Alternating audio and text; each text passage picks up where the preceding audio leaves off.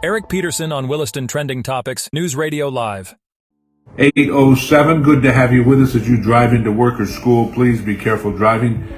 With us every Tuesday morning, Erik from Proven Realty EXP, where we talk about the real estate market.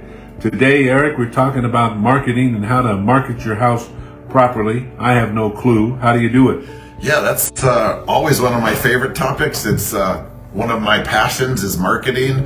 I have an MBA in marketing and really have focused on that in my entire career, on how to be better, how to push the envelope, and really how to get the word out about our properties, whether it's an industrial property or a residential property. It comes down to lots of factors, and I would love to go through those today with you. I would say number one, you really need to market to a specific and intended audience. You need to have high-end professional photos, of course, and you need to do all those extra things that most people forget about or may not know about. It's really easy to take a whole bunch of pictures, put them up on the MLS. The MLS is the multiple listing service, and then it sends that information, the pictures and the property description, and all the listings to other third-party affiliated sites. We've all seen them, Realtor.com, maybe Zillow, some of these other sites. And then usually that's where most people stop their marketing efforts. You got to do much, much more. Are you finding that agents here in Williston are becoming more adept at this, or are they still lacking? Yeah, it depends on who it is. Obviously, certain people embrace technology. I think that's really important as well. The 3D tours have been huge for us, especially during COVID and in snowy times. Matterport's the company that has them. We've all seen them. It allows you to walk through the house on the little blue dots, spin around and take a look at the house. That's been really great for people that either don't want to go outside or too cold. We actually ended up selling a house right before COVID started in Arnegard. It was an $800,000 sale. An oil field guy was moving his family up from Florida, sight unseen. She said, if you're going to move me to the frozen tundra, I want to live somewhere nice. Well, none of the other properties had that 3D tour capability, so she chose ours based on that technology. So it really depends on who the agent is, who the company is, but absolutely there's some really neat technology tools out there to help. I'm hearing that in this marketplace, at this point in time, if you're not selling your home, if it's sitting on the market too long, there's really only two reasons. Yeah, that's correct. There's either two reasons, and we're assuming that that house can be sold. Is it functionally sound? Does it have water, sewer, power, all of those other things that make that house there?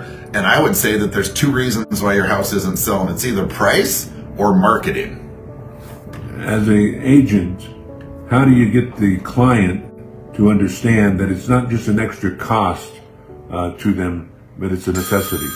Yeah, that's really important to know. Most people think that all marketing is created equal. I'm here to tell you it's that extra marketing that you do that really separates your house from the rest of the field, or your industrial property, your land, your business, or your multifamily endeavor. And I would say that it really comes down to what other marketing channels are you on? Are you on Facebook? Most people think Facebook is great and it's really good for reaching your current audience, but it's often hard on Facebook to pick up people that you don't know. So again, it's great for seeing people's families and updates and staying in touch with them. We've sold a lot of houses and properties off of Facebook, but it's all of those other companies out there.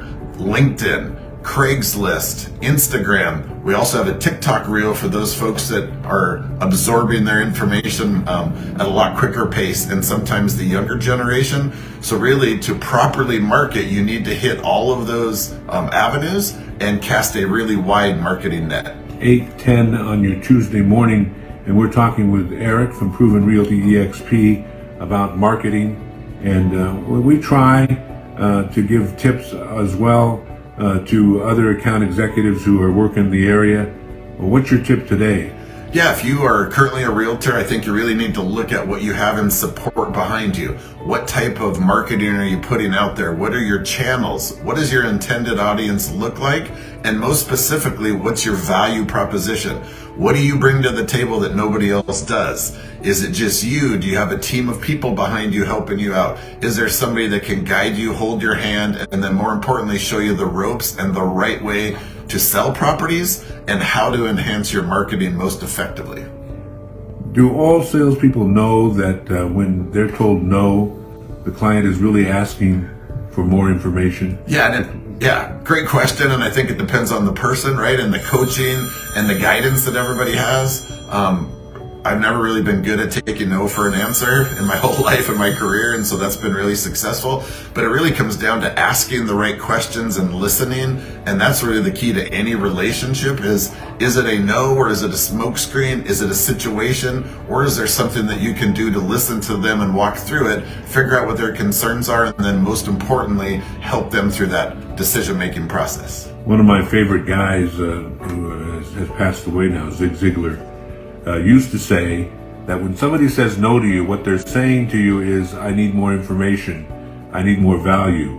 Your stack of value has not reached my stack of cash. Yep. And until you reach that stack of value, reaches the stack of cash, I'm not going to buy from you. So give them more information and try to reclose them again, says Zig Ziglar. You agree? Yeah, I absolutely do. He was one of the gurus and one of the top salespeople ever. And if you haven't Googled him, go do it. He's old school. He's got passion. And I would say that he has had more successful salespeople that he's trained than any other salesperson training people ever. Yeah, and he encouraged, some of the things he encouraged, and sorry folks if we deviate from this, but sales is a big part of real estate, so we talk about it. Yep. One of the things that Zig Ziglar emphasized in his teaching was the ability to get comfortable with the word no, to understand how many no's it takes before you get a yes. And he used to say that if it took me 4 no's to get a yes, every time I got a no, I felt good because I was closer to the yes. You say what? Yeah, absolutely. Couldn't agree more. It's all about, it may not be the right time for them, and no is not forever, right? So getting to those no's, asking the right questions, and then really at the end of the day, we're not order takers, we're problem solvers, right? So what is the problem? Does somebody have a house or a property that they're looking to sell? How can you help them fix that problem? And what can you do to go the extra mile to earn their trust in their business? And that's open houses. That is, we create property websites for all of our properties and drive traffic there. You have to spend money in this day and age to get eyes on properties. And one of the biggest misnomers in real estate, everybody thinks it comes down to the quality of the agent. Bad news for you, we cannot sell your house.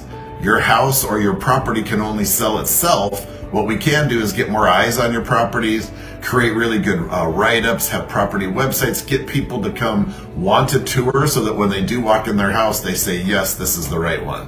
Before we let you go, take the temperature of Williston real estate right now this week. It's been hot. Yeah, it has been hot. I think the cool weather slowed it down a little bit. We got less call volume coming in, and interest rates really moved against us the last couple of weeks and jumped right up. But still, look, there's great houses out there, lots of activity, and I think we had 6 or 7 closings this week already, so people are really serious about buying. And those that are looking for a really good quality house at a good price, and they're more willing to negotiate now because of those higher interest rates and those increased payments. I know you've got a full list of things to talk about next week, but maybe we can add into that letting people know how to navigate the interest rate problem, I'll call it, that is before us in all markets next week in the program. Yeah, absolutely. Interest rates are the key thing right now. Oil prices are down, interest rates are up. Somewhere in the middle is success, so don't give up hope. Get pre-qualified from a local lender, be ready to go, and when you find that house that fits into your budget, jump on it right away. Erik from Proven Realty EXP with us every Tuesday morning in the 8 o'clock block. Good to see you, Erik. Tell them how to find you. Yeah, you can find us on provenrealtynd.com, or you can call me at 701-369-3949. Erik with Proven Realty EXP. We'll see you next week, Erik. Thanks again, Tom. 8:16, good morning.